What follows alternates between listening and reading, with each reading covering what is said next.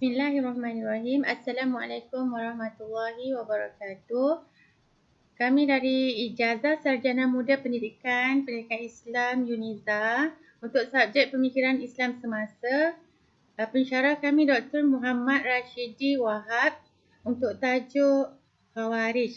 Okay, saya Siti Maimunah binti Sakiran 048003. Saya Mahaya binti Awang Kecil 048004. Dan saya Fadlina binti Abdul Syukur 048008. Okey, pengenalan kemunculan kelompok Khawarij sebagai disebut dalam buku Jihad dan Konsepnya tahun 2015 muka surat 11. Penyokong kuat Ali ibni Abi Talib radhiyallahu an keluar daripada kumpulan Ali ibni Abi Talib radhiyallahu an kerana kekecewaan mereka terhadap sikapnya yang telah menerima tawaran tahkim dari kelompok Muawiyah yang dipimpin oleh Amr ibni As dalam perang Siffin. Okey, definisi Khawarij. Definisi Khawarij menurut Kamus Al-Munir Arab Indonesia tahun 97 muka surat 330 ialah Al-Khawariju firqatum minal firqil islamiyah Al-Khawarij yang bererti golongan Khawarij. Pada bahasanya, Khawarij bererti orang-orang yang telah keluar. Istilah ini merujuk kepada segolongan umat Islam yang keluar dari kumpulan Ali ibni Abi Talib radhiyallahu an kerana kekecewaan mereka terhadap sikapnya yang telah menerima tawaran tahkim dari kelompok Muawiyah yang dipimpin oleh Amr ibni As dalam perang Siffin. Jihad dan Konsepnya 2015 muka surat 11. Okey, sejarah kemunculan Khawarij. Golongan Khawarij ini lahir setelah peperangan Siffin antara Saidina Ali dan Muawiyah. Apabila Muawiyah hampir kalah, beliau telah meminta supaya perbalahan ini diselesaikan mengikut Al-Quran. Saidina Ali bersetuju dengan cadangan tersebut. Terdapat segelintir dari penyokong Saidina Ali yang mahu meneruskan peperangan dan tidak bersetuju dengan majlis tahkim. Akhirnya mereka keluar dari menjadi pengikut Saidina Ali dan Muawiyah. Sebab itulah mereka digelar sebagai golongan Khawarij. Pendidikan Syariah Islam Nilaitan 5 tahun 2017 muka surat 53. Tampuk pemerintahan diganti oleh Saidina Ali melalui pemilihan orang ramai. Pada zaman pemerintahan Ali, terdapat beberapa perselisihan yang dipengaruhi daripada zaman pemerintahan Saidina Osman. Akhirnya berlaku peperangan antara puak yang menyokong Saidina Ali dengan Saidina Muawiyah. Ketika peperangan berlaku, telah muncul satu kelompok daripada kelompok Saidina Ali yang digelar sebagai Khawarij. Okey, akan disambung oleh sahabat saya ciri-ciri Khawarij. Bismillahirrahmanirrahim. Baik, seterusnya saya sambung kepada ciri-ciri. Yang pertama, suka mencela dan menganggap sesat. Okey, suka mencela dan menganggap sesat ni sifat yang paling nampak pada Khawarij ni. Ya, adalah suka mencela para imam, menganggap mereka sesat dan menghukum mereka sebagai orang-orang yang sudah keluar dari keadilan dan kebenaran. Itu ciri yang pertama. Baik, seterusnya, berprasangka buruk. Baik, ini adalah sifat Khawarij yang suka melibatkan orang dengan pelbagai sangkaan buruk. Ya, apa saja amalan baik yang dilakukan oleh orang yang bukan dalam golongan mereka, mereka anggap tak baiklah, tak setaraf dengan kebaikan yang mereka lakukan. Okey, yang ketiga, berlebihan dalam beribadah. Okey. Berlebihan dalam ibadah, contohnya macam berpuasa, ya, solat, zikir dan bacaan Al-Quran. Mereka golongan Khawarij ni bila melakukan ibadah-ibadah ni mereka melakukannya secara berlebih-lebihan. Okey, seterusnya. Yang keempat, keras terhadap kaum muslimin. Baik, kaum Khawarij ni memang terkenal dengan sikap bengis dan kasar. Ya, bahkan kesaran mereka telah sampai pada tahap menghalalkan darah dan harta kaum muslimin serta kehormatannya. Seterusnya, sedikitnya pengetahuan mereka terhadap fake ni. Okey. Baik. Kekurangan sesungguhnya Khawarij ni sangat besar dalam kelemahan mereka, penguasaan mereka terhadap Al-Quran dan Sunnah. Walaupun mereka ni orang yang hafal Al-Quran, tetapi mereka ni tak faham sebenarnya tentang Al-Quran. Mereka hanya menghafal, membaca dan menghafal. Serta tidak menempatkan nas pada tempat yang benar. Golongan mereka ni lah. Okey, seterusnya. Tidak matang dan cetek pemikiran. Golongan Khawarij ni, mereka dimonopoli ataupun pimpin mereka daripada kalangan orang-orang yang bodoh, yang masih cetek pemikiran dan tidak matang. Bila mereka cetek pemikiran dan tidak matang, maka mereka akan terlari daripada landasan jalan yang benar dan lurus. Baik, Allah. Okey, seterusnya. Ciri-ciri yang dijelaskan dalam Amanat Johari Moin Anwan Seng 2011 buku 72. Ketiga ialah intikad Khawarij, iaitu satu golongan yang menentang politik Sayyidina Ali dan Sayyidina Muawiyah.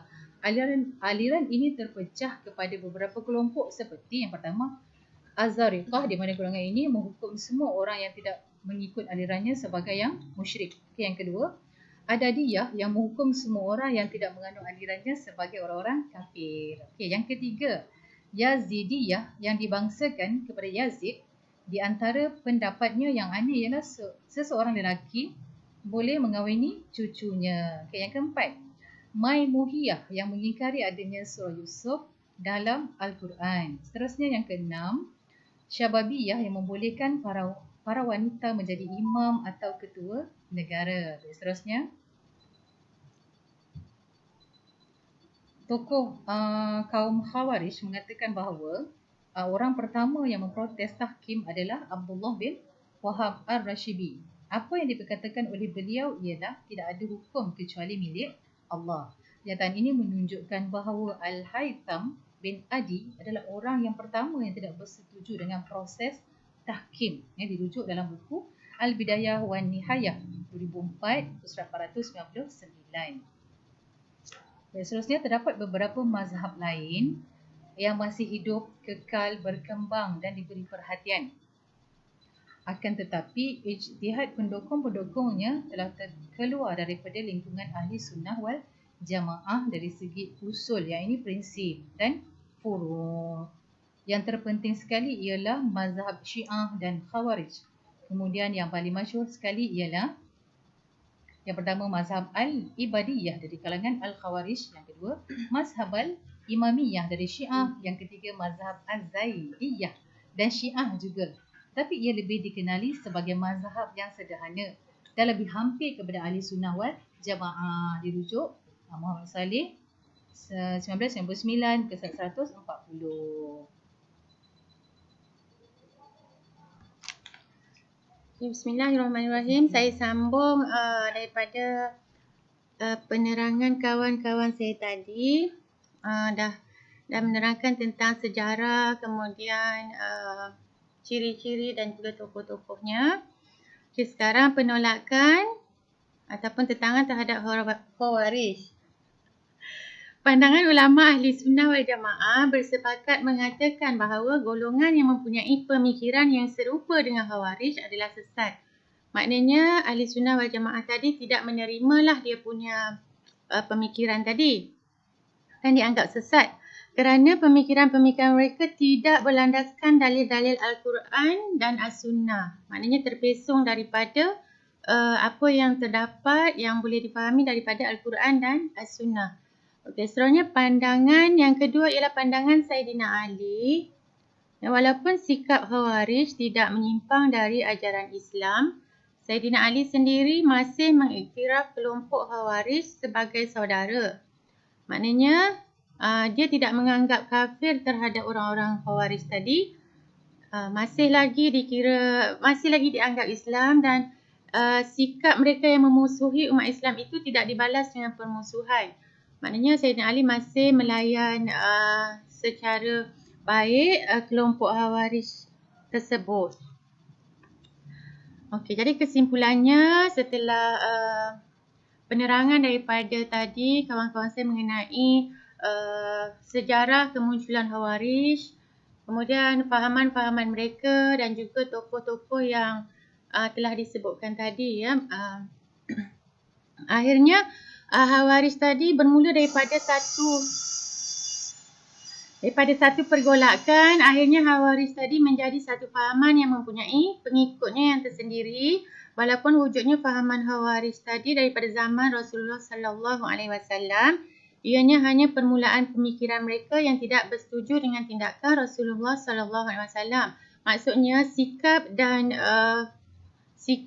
mereka ni, perangai mereka ni memang telah berlaku pada zaman Rasulullah, tetapi ketika itu mereka tidak lagi diistilahkan sebagai Khawarij, kerana ketika itu Rasulullah SAW masih lagi ada dan mereka hanya tidak bersetuju tetapi tidak membantah secara terang.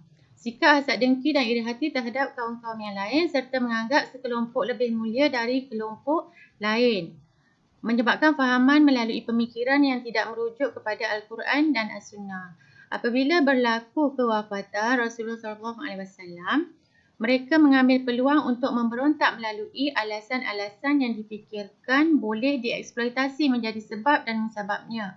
Ya, contohnya tadi peperangan Siffin, di mana mereka pada asalnya menyokong Sayyidina Ali dan kemudian telah berpatah balik untuk tidak menyokong kerana berlaku majlis tahkim yang memperdamaikan kedua-dua belah pihak dan mereka tidak bersetuju.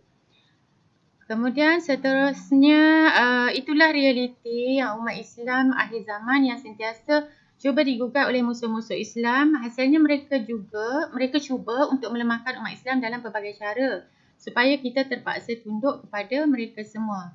Idealisme Khawarij sangat bahaya kerana pemikiran mereka menggunakan akal dan kemudian baru merujuk kepada Al-Quran. Maksudnya mereka di sini menghukumkan sesuatu, mempercayai sesuatu berdasarkan akal, kemudian baru dirujuk kepada Al-Quran dan tidak menjadikan Al-Quran dan As-Sunnah itu sumber yang pertama dan kedua. Mereka menolak hadis. Mereka juga menolak hadis dan tidak menerima tafsiran agama oleh para sahabat kerana mereka menganggap mereka lebih bijak dan pandai daripada sahabat baginda sallallahu alaihi wasallam. Ada nak tambah ke? Kalau ada persoalan tentang Khawarij, nanti ketika kelas nanti bolehlah diutarakan, dikemukakan pada pada kami lah. Ini sahaja yang kami mampu untuk jelaskan tentang Khawarij. Sekiranya ada penambahan daripada doktor ataupun daripada kawan-kawan, bolehlah di-sharekan, dikongsikan di mana-manalah, Telegram ke ataupun ketika kelas ke yang kami tak dapat maklumat tentang Khawarij ni tapi ada pada orang lain. Okey. Itu sahaja dari kami. Assalamualaikum warahmatullahi wabarakatuh.